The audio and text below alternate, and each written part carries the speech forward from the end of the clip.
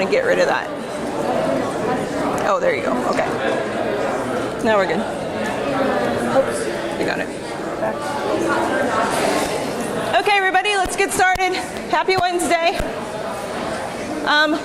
We have an announcement quick, so everybody turn your attention down here, please.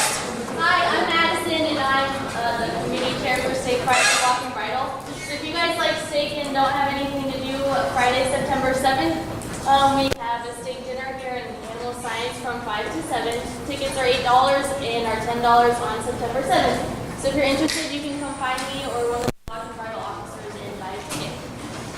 All right, and they make really good steaks. So I recommend it. There you go. Or cheap date night, right? Okay, so the key for lab last week is to post it on Canvas. Like I said, we'll do that as quickly as possible after the labs are complete, so you have those to study from. And then we'll turn back that lab that you did last week in lab this week, so you'll have your own copy with comments on it, and you'll know where your grade is at. Okay. The quiz on Friday. Remember, there's a quiz. Bring a boring calculator. No cell phones as calculators. Just a calculator that adds and divides and subtracts, okay? So somebody asked me Monday what the format of the quiz is. So our quizzes are a pretty standard format every time that we have one. They'll be all completed using a Scantron. The first 6 or 7 questions are true or false or multiple choice. And then at the end, there's usually 1 or 2 or 3 questions that are problem solving. So some sort of calculations similar to what you'd be doing in lab. Okay. So if there's any questions, let me know. And that will be the last 20 minutes about of class on Friday. Okay. All right. So let's think about where we're at. Technology is not my friend today.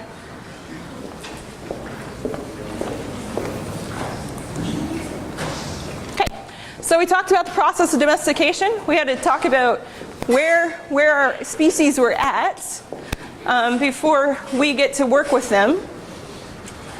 And regardless of what species we use as an example, right, the process was pretty similar. We took those animals from their wild populations. We selected for specific phenotypes, and in doing so, the genotypes changed in frequency in those populations, right? That took place over quite a bit of time. And then after those animals were domesticated, then further selection happened within those populations to get the breeds that we have today. We talked about some definitions. Those will be important moving forward. And then the history and some of those important players in animal breeding and genetics. Okay? So this is going to kill me because I rely on this. Okay, so we're going to continue talking about Mendel, and we introduced Mendel's 2 laws on Monday, just real briefly, so I'm going to spend a little more time going over those. Okay, so any questions about what we covered Monday before we jump in? Okay, so Mendel's first law we said was segregation. It's a separation of paired chromosomes during germ cell formation. So I've put a picture up on the board. So for our example, we're starting with an organism that only has 2 chromosomes, so 2 different pairs of chromosomes. I color-coded that one red just for to be happy. And so what the law of segregation says is that during meiosis, each of the resulting cells is going to have how many chromosomes? How many? Somebody throw out a number. It's going to be less than 3. 2, right? So that germ cell better have the whole complement of the genome, but it only is going to be haploid. It's only going to have 1 copy of each, and if I had my red color over here, I'd color that one red. And the same with this one. Right? So we start with a diploid, we end up with a haploid, and that's important, right? Because as we said on Monday, if we had a germ cell that had 2 chromosomes, but they were both the copy of the same thing, that organism if that mating were to occur, wouldn't have any information about a whole bunch of genes and traits and wouldn't be viable. Okay? So that's segregation. That's Mendel's law number 1, Mendel's first law. Mendel's second law then is independent assortment. And so now we're thinking about these alleles. So our alleles are our variants on our chromosome. And we're thinking about how those alleles segregate into these gametes. So if this is my chromosome I'm interested in, what are the possible combinations of alleles in the gametes that we could get?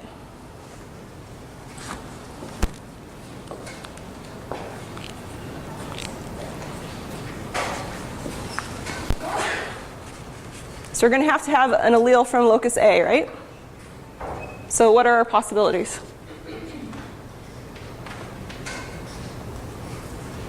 Oh, guys, it's Wednesday, come on. We can get a big A, or we could get a little a, right? Can our gamete, so the result of the meiosis, where we have half of the information, can a gamete have more than one A allele? Saw some no's. And they can't. If they do, again, that's going to be probably a lethal combination. So we're halving everything. We have a possibility of either getting a big A or a little a in our gamete. What about the B locus? So every A has to have a B, right? Because this whole entire chromosome is going to go into the germ cell. So what are our possibilities for B? Say it when I point to it. Big B or little b prime. What's going to go with big A? I heard a little b prime. Does that mean that big B goes with little a? Are there any other possibilities? There has to be, and that's exactly what Mendel's second law is saying, that all these are going to assort independently. So that's going to act separate from that. And what you get with A, with the big A, is going to be basically random. So our possibilities then are only 4, but 4 combinations of the A allele and the B allele. Okay. Questions up there? Okay. So those are 4 possibilities according to Mendel's second law that says the alleles assort independently. So it's a coin flip, right? If you get a big A or a little a, and it's a coin flip if you get the little b prime or the big B, every single time. Okay, so they're going to segregate, and then those alleles are going to be independent. Does that always happen that way? Then I have head shaking no. Of course not. If there's rules, there's always ways to break them, right? So linkage is what happens when your loci, lights are way over here, are really close together in the chromosome. And think of our chromosomes are big, they're physical structures. They're not very big, they're itty bitty teeny tiny, right? But they're physical structures. Think about it as a string. If your A locus is right here in the string and your B locus is right next to it, they're probably going to travel together on that string, right? However, if your A locus is on one end way down there and your B locus is on the other end way down there, stuff can happen to separate them along the way. And that stuff is our recombination. So alleles that are close together tend to be inherited together because they're physically connected. And so clicker still isn't working, but here would be our clicker question. Given what I just said in this example, so we have 2 chromosomes and now we have 3 loci. We have A, B, and we threw a J in the middle. Which of these gametes is more likely to be formed from those starting chromosomes? So your choices are little a, little j prime, little b prime, or big A, little j prime, big B. So who votes for A? Who votes for B?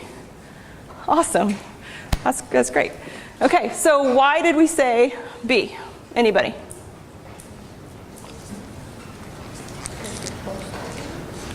Great, because big A and little j prime are pretty dang close together.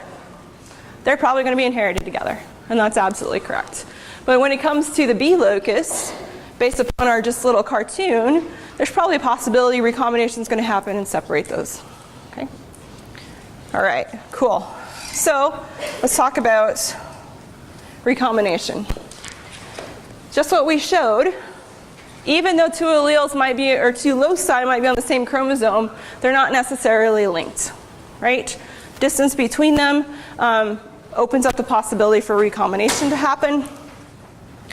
And that crossing over, that recombination, is a reciprocal exchange of genetic material between homologs. So our homologs are two chromosomes in your diploid cell that one came from your mom, one came from your dad, and they carry the same complement of genes. Right?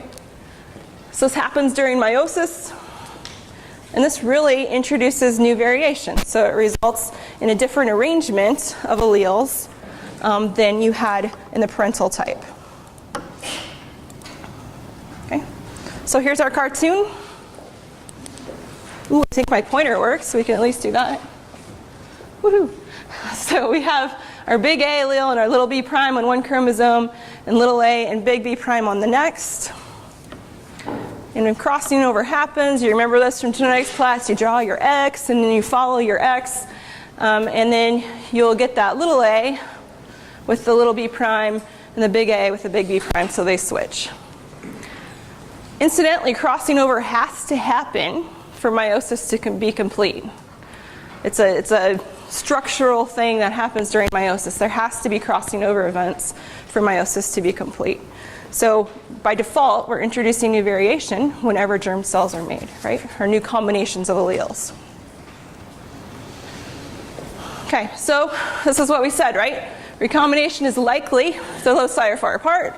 It's unlikely if they're close together. Keep clicking, it doesn't go. Being anchored here. And that second case is an exception to Mendel's second law. And I guarantee you're going to see questions in lab and on quizzes and on exams where we give you a scenario and say, assume Mendel's laws hold. And if Mendel's laws hold, everything sorts independently, right? And then we might throw in something and say, ooh, now Mendel's laws aren't holding and two loci are linked. So you have to be able to consider both situations. Okay, so why do we care?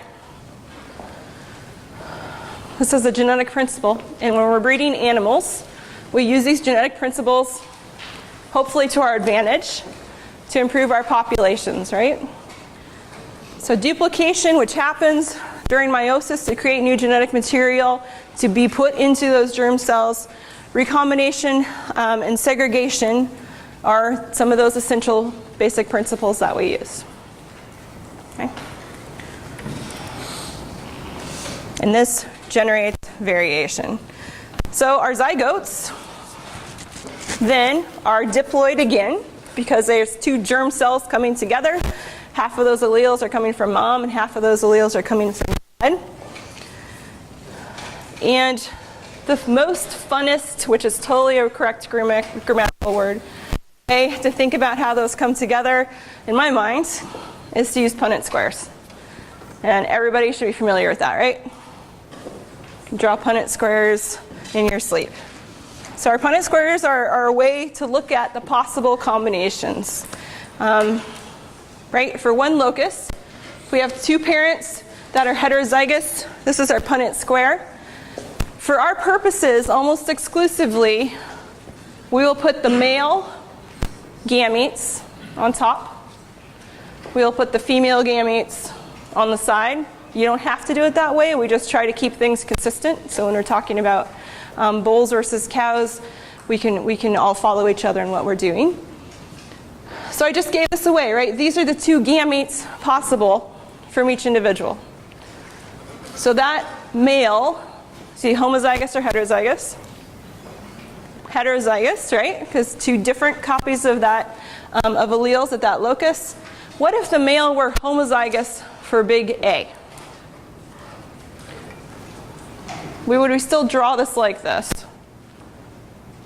I see a yes, so we still could draw the Punnett square like this. The difference is we'd have a big A right there, right? But let's think about it. That big A is really going to be redundant of what you put in that first column.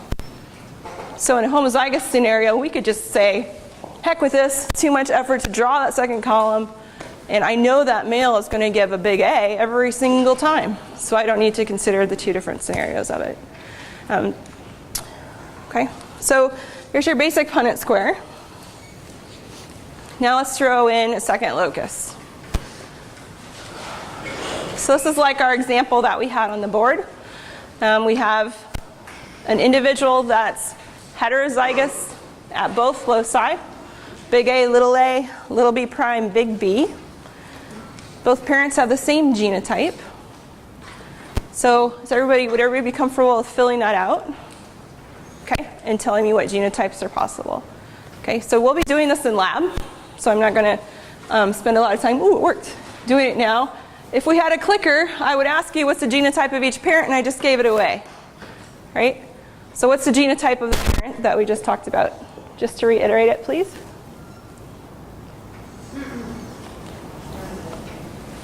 Is that? It's hard for me to hear you guys, so speak up. I can start calling on people. What's the genotype of either parent? It's good to practice going back and forth between gametes and genotypes.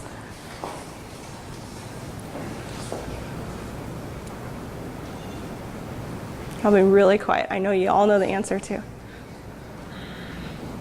Ronald. No? Okay. So our gametes represent possible combinations of alleles from that animal's genotype. Remember our definition of genotype? Our genotype has to have two alleles at every locus. And if that individual can create a big A, big B gamete, we know one of those alleles at each locus. If that individual can create a gamete that has a little b, we know the genotype then at the B locus is big B, little b. And we know that the genotype then at the A locus is big A, little a, because sure enough there's gametes that have little a's in them. And they're in equal proportion. The big A's, the little a's, the little b prime and the big B prime. So those individuals are heterozygous.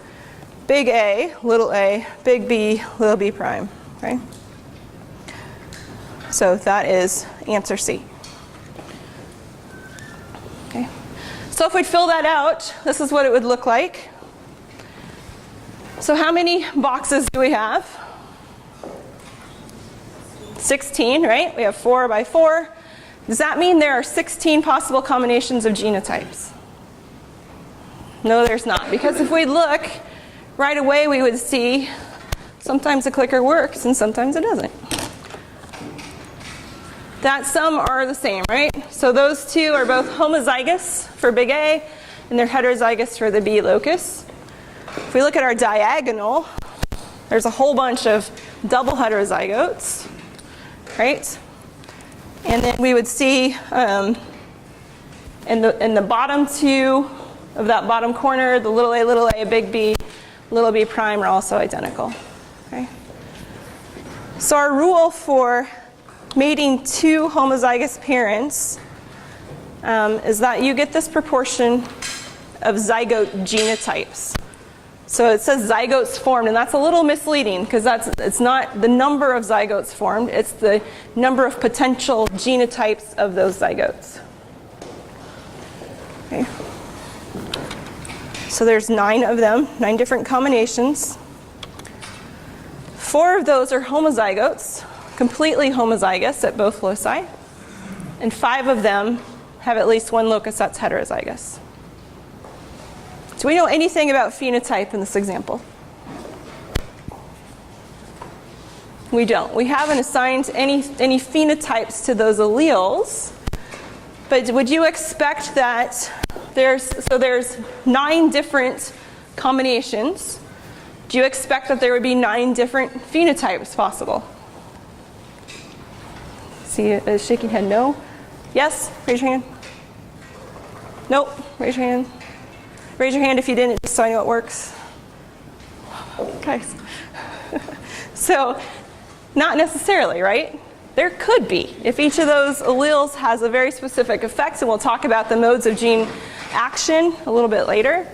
But likely, there's only a few different phenotypes that those genotypes represent. And we'll practice figuring those out in lab as well. Okay?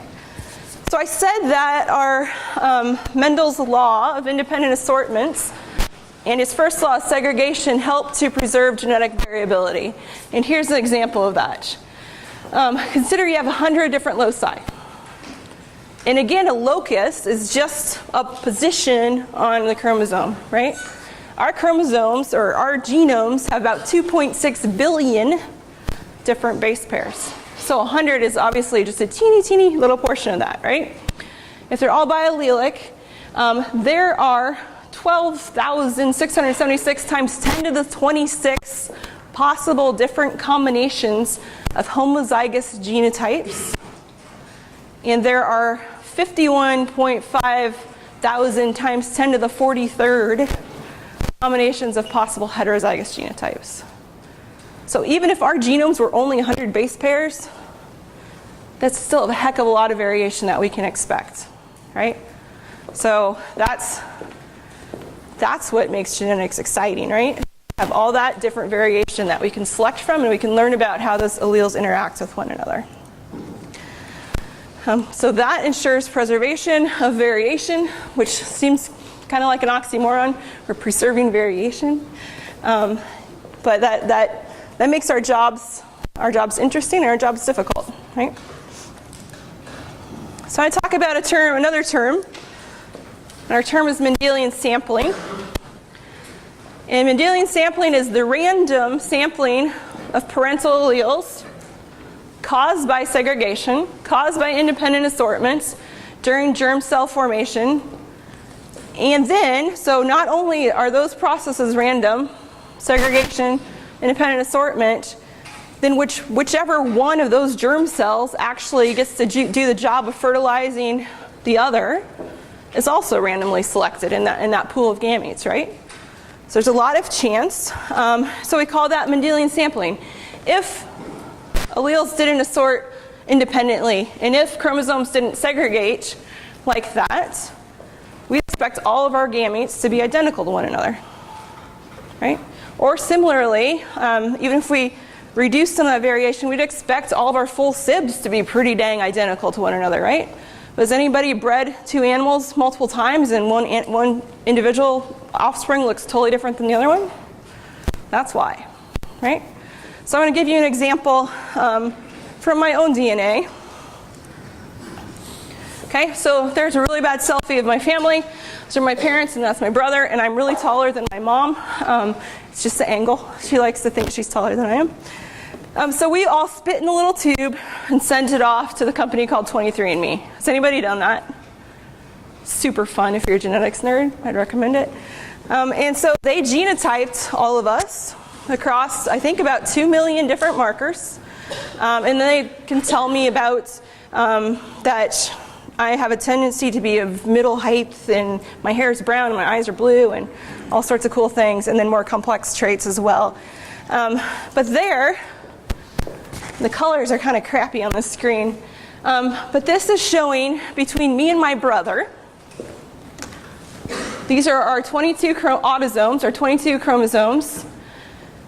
So compared to my brother, the place where the lighter purple is where we share half of our chromosomes. Places that are dark purple is where we have identical genotypes in that chromosome. And the place where it's dark gray, we don't share anything. And then the place where it's really light, they didn't have enough genotype information, right? So this is a good example of Mendelian sampling, right? So this is saying that just by chance, we inherited the same alleles. We each inherited the same alleles from our dad as we did from our mom. That part of the genome. Pretty close to next door, he inherited a totally different chromosome, or different part of that chromosome, from both of those parents that I did.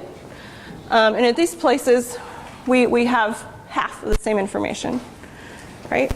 If we think about our simple Punnett square with two parents that are each heterozygous, right, there's three possible outcomes.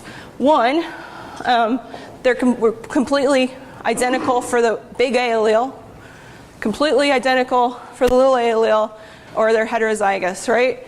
That was a really bad example, but we can inherit, we can both inherit a big A, we can both inherit a little a, we can inherit one big A from mom and one little a from dad, so that would be identical, or we can inherit one big A from mom, we can inherit something different from dad, right? So this is how Mendelian sampling works. And this is why when you breed that bull to the same cow over and over, those offspring aren't going to be identical outcomes of one another. Okay. So let's think about going back to the process of domestication and the process of breed formation, right? Our individuals in our breeds, are they really heterozygous? Are they, if you look at, I have some pictures of horses. If you look at a class of horses and they all are about 15 hands tall and they all have some sort of white spots on their butt, can you tell me what breed of horse that probably is? Probably an Appaloosa, right? So Appaloosas look pretty similar to one another, and I know there's exceptions, but generally animals within a breed look a lot more similar to one another, and that means that their genetics are more similar to one another. So an advantage that we have within our breeds is that we've reduced that variation. So our effects of Mendelian sampling, right, are not as large because our animals are more homozygous across the genome. So if they're homozygous, they have less variation. That's something that happens with inbreeding. Can lead to bad things, but not always, because we wouldn't have our breeds if we didn't practice some inbreeding, right? Okay, so Mendelian sampling is something as animal breeders we have to deal with because we can't always know the outcome of our matings. Okay, so questions about that? Okay. All right, so we're going to move on to modes of gene action. We're going to talk about this in lab a little bit as well. And there's three types that I want you to be comfortable with. First is additive. We'll give an example of that in a minute. Second is dominance. And the third is epistasis. These two can be a little bit confusing, so I want to make sure that when we go through those, we keep those separate. Okay. So additive is when the performance or the phenotype of our heterozygote genotype is exactly intermediate between the two homozygotes. And this does get confusing because depending upon what textbook you read or what quiz you take, this is also called codominance or no dominance. So put those three terms in your vocabulary interchangeably. I think additives probably used most in our animal breeding situation. Okay. So here's our example. We're going to use horses. So assume a quarter-mile time is controlled by two alleles at one locus. That's obviously not the case. If it was, it'd be really easy to breed fast racehorses, right? But their corresponding phenotypes are 20 seconds for that quarter mile if they're big A, 25 seconds if they're big A, little a, and 30 seconds if they're little a, right? So the recessive or the little a genotype in this case has the slowest horse. Bigger number, but a slower horse. Okay?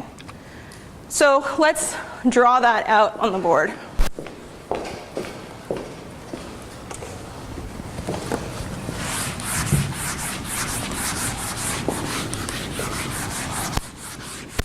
don't have any markers over there.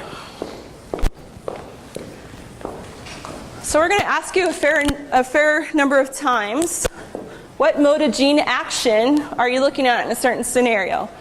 And here is exactly how I would start. I draw a line, okay? And then I'd put your phenotype, so your phenotype values, on that line.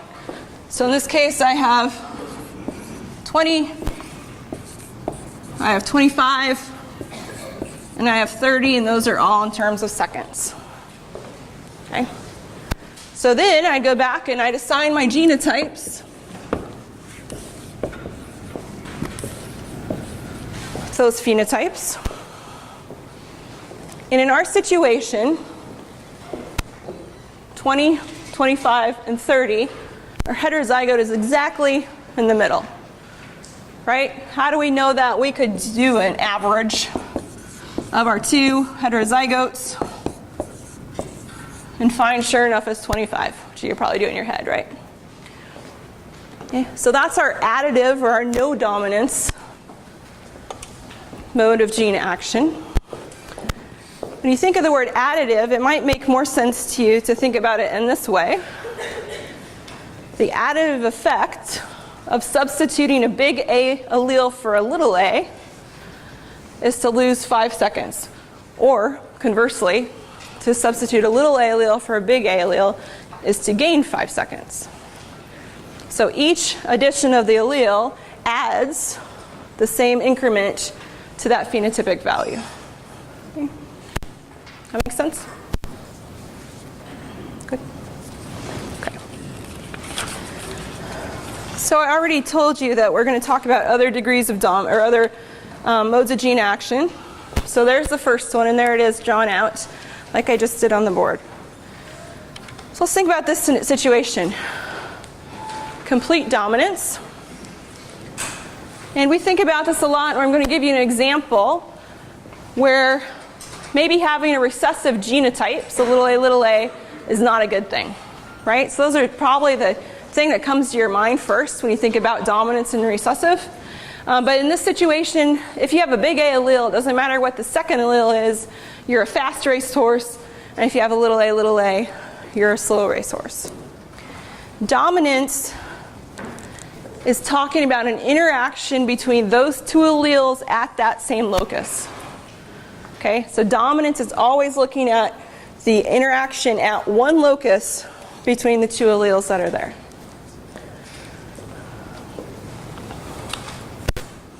Okay, so I alluded to this, that sometimes there's undesirable, and a lot of times the ones we think about are lethal conditions that involve complete dominance. Does anybody give me examples? Yeah? Double Merle in dogs. Double Merle in dogs, right? So having one copy of the Merle allele makes you have the cool Merle kind of speckle white pattern. 2 copies, do you remember what it does? It causes lots of pigmentation, which can lead to deafness and blindness. Excellent. So 2 copies kind of take that change in pigmentation to an extreme. Double Merle dogs it's not lethal, but they have so reduced pigmentation, and it plays into some neural crest cell development that we'll give an example of later. So good example. That they can have deafness and actually eye issues as well. So we're having 1 copy, makes a cute dog. 2 copies is not necessarily a good thing, right? That's important to know, though, if you're breeding border collies or something that has Merle, and you want to have a bunch of Merle babies. Best way to do it might not be to breed 2 Merles together, because you have a chance of getting the double Merle phenotypes. Other examples? Overo and horses. Okay. So Overo is, hey, look at this. I click the button. It's like I'm psychic. So Overo and horses, 1 copy of the allele that causes Overo makes your horse have white splashes in it, like that mare. 2 copies of it, you get it all white or mostly white foal, which actually won't live more than about 24 hours. And it's due to an intestinal malformation. Okay, so it's cool to have a fancy horse with some cool white splotches, but you have to be careful, because you don't want to have a situation like that where you have a foal that's not going to make it. Harlequin in dogs is another one. Harlequin is interesting because it's embryonic lethal. So if you have a recessive genotype, you won't see that in the puppy, but you might notice your litters are smaller maybe than you think they should be, because individuals with that recessive genotype are going to be aborted or going to die before they're born. Okay. So another example is, there's a cute little harlequin.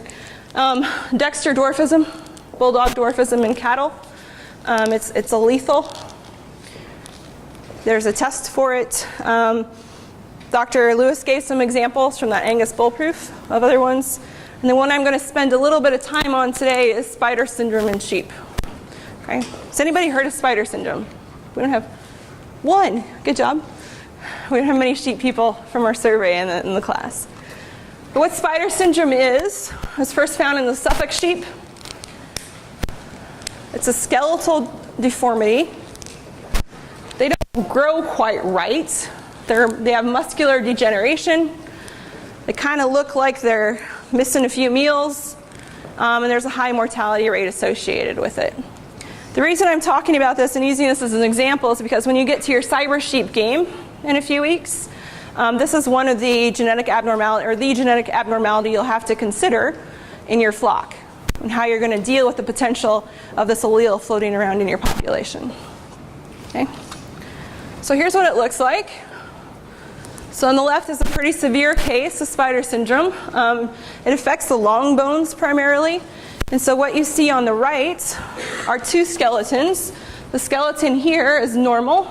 There's a shoulder blade, and here's the bones of the front leg. So this is a skeleton from an animal with spider syndrome. Here's this shoulder bone. Here's that first bone, and then look at that curvature. So they're actually kind of longer in their curved bones. That doesn't make a very structurally sound sheep. That also lends to problems with fitness and with reproduction, right? So when this was first discovered, people were trying to figure out what causes it, what mode of inheritance it might follow. We already told you what it is in the end, but they found two full sibs, or here's a picture of two full sibs. They both, first one is normal, second one has spider syndrome. And then we have a ewe who is normal herself, and then her lamb who has spider syndrome. You're putting together all these pieces of the puzzle, right, before we knew the answer, and we have a pedigree. And pedigree suggests, I hope you agree, that it probably follows a recessive mode of inheritance.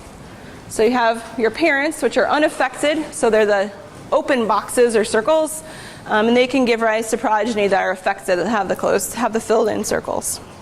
Okay. So where I think these things are super exciting is because we can try to figure out now the exact gene and the exact variant that causes these conditions, whether it's spider syndrome, whether it's dwarfism, or whether it's something brand new that is just emerging in the populations. Okay. So this goes all the way back to 1999. I don't want to think about how old you guys were. I was in college. This is before the sheep genome was sequenced. There's very little information about the order of genes on the genome in sheep. But we being those researchers, had some markers that they could genotype. Okay? So they set this up in a very smart way. They had a flock where they knew they had problems with spider syndrome. So they mated individuals that were related together. And by doing that, you'd expect, right, that you have a higher incidence of spider syndrome because you're bringing those recessive alleles together. Okay, so they made their study population intentionally have quite a few animals that should be affected, quite a few animals that should be heterozygous or carriers, and quite a few animals that weren't affected. And then they genotyped these individuals. Okay, they used a process that's called linkage mapping, and that utilizes recombination that we just talked about to try to determine how close markers are to one another. And then they use that, as you'll see, to try to pinpoint the mutation for the condition. Okay? So they had markers, and they had narrowed it down to chromosome 6. And then here's 1, 2, 3, 4, 5, 7 markers on chromosome 6. Those are their marker names. We can't just make it marker 1, 2, 3 because that would be too simple. So you'll have complex names. And all they're going to do to figure out where that one marker is relative to the next is to calculate the recombination frequency. So fill in the blank for me. Lower recombination means that loci are closer together relative to those with high recombination. Okay, so you guys all did this with Dr. Lee, probably with plasmids, and you had to put things in order? Okay, maybe a vague memory that we can bring back? Kind of? Okay. Okay, so that's what we just said. So if they're far apart, we expect to see a lot of recombination. If they're close together, we don't. So this is from their paper. So we have the markers listed across the top, and we have the same markers listed on the column to the left. And there's the different recombination frequencies. And if you might not be able to see that super good in the back, but what they found is that these two markers, BL1038 and BM4311, have the highest amount of recombination. So what they did, they said, well, we're going to start our map. We're going to put one at the top. We're going to put the other one way down there. Okay? Not the highest amount, the second highest, because there's a marker underneath it. But this BL1038 marker had very, very low recombination with this OAR JMP012 marker. So those have to be really close together. If they weren't really close together, they wouldn't be inherited together, and you'd see more recombination. Okay? So that's cool. Now they have a map of that chromosome, of that region. They know where their markers are relative to one another, but we're really interested in the spider syndrome, right? So what they did, and a principle that's still really in use, just become a little more sophisticated maybe, is that they said, I'm going to treat spider syndrome as a marker, just like those other markers, but the alleles for spider syndrome are going to be spider or they're going to be normal. So just like if they were tracking two alleles for any marker, they'd say, okay, do I find my allele spider more often with the big A at marker BL, whatever it was, than I would expect? Or is it recombining, which means the real gene for spider syndrome might be a long ways away? Does that kind of make sense? Okay. So they just added that to their table of recombination. And if you look real closely, there was never, ever, I can't remember how many lambs they had a bunch, never, ever recombination between spider allele and this marker called FGFR3. That's actually a gene, fibroblast growth factor receptor 3. So this is pointing to, heck, this gene, or at least something really, really close to it, is probably causing spider syndrome. Okay? So they put it on their map. It's pretty much the same position as that one from all they know. But the question is then, does that gene cause it? Anybody feel comfortable saying that has to be it? And I think there's probably, you're narrowing in your hypothesis, but we know that things can be not the same thing, but pretty close together and not recombined. So maybe it isn't that, but maybe it's something nearby. So we need more information. And then they looked at, because this was 1999, right? What do we know about that particular marker, about FGFR3? And from human literature, because most of the research, even now, is on humans and mice, right? From the human literature, they found that that gene has been implicated in skeletal elongation, and actually in limiting skeletal elongation, so maybe a little different than what we're seeing. But there's still evidence that this particular gene could have something to do with spider syndrome, because spider syndrome is a phenotype of the skeleton, right?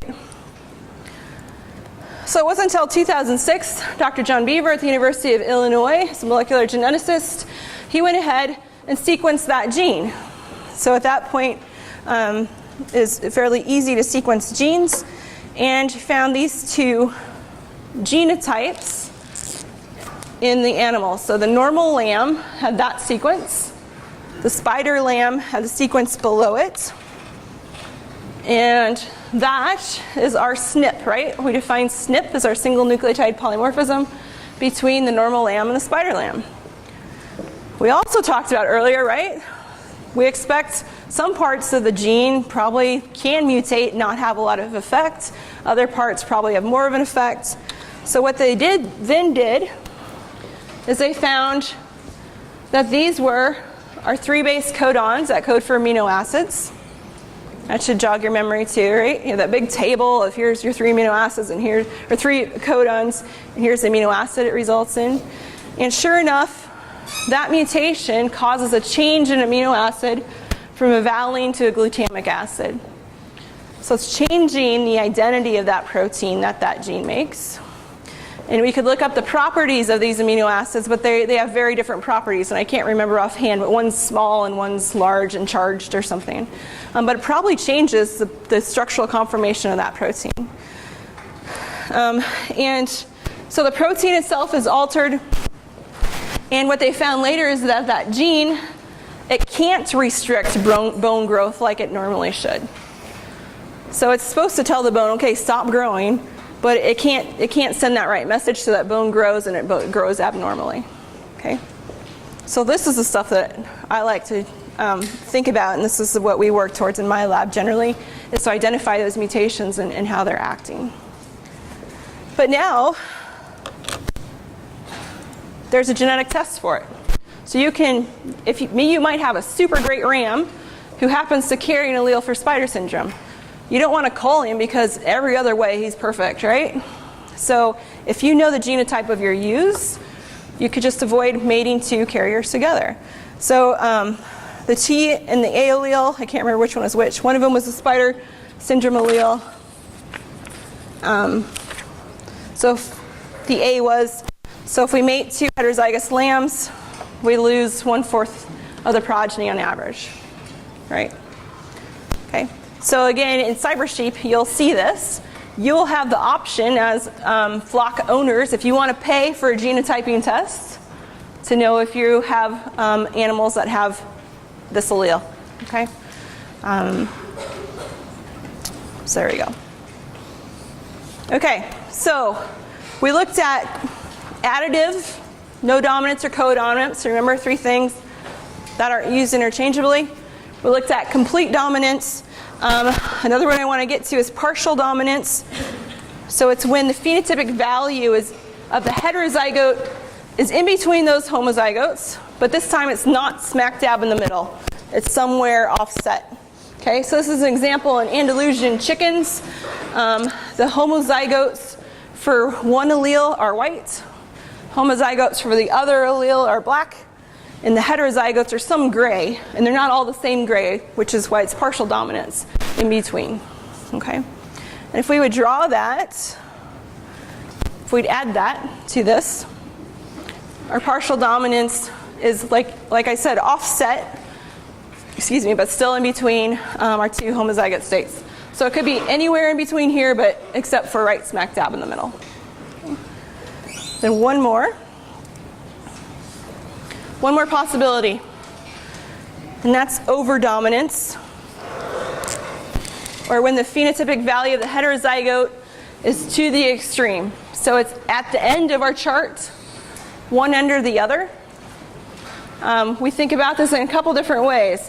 So the example you've probably heard is sickle cell anemia in humans, right? If you have 1 copy, you're more resistant to malaria. If you have 2 copies, you don't do as good of a job of carrying iron around and carrying oxygen around. The resistance to the warfarin gene in rats is interesting. Warfarin's your poison, right?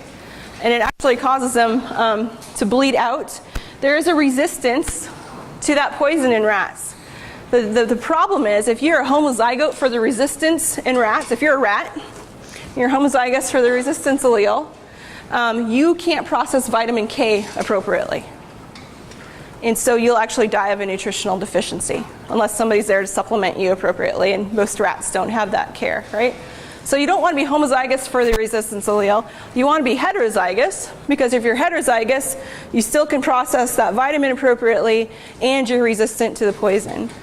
So that's a situation where being a heterozygote has an advantage over being a homozygote in either direction. Okay, so there's our overdominance. All right, so I'll leave you with that, and I'll see you in lab today or tomorrow, and see you for a quiz Friday.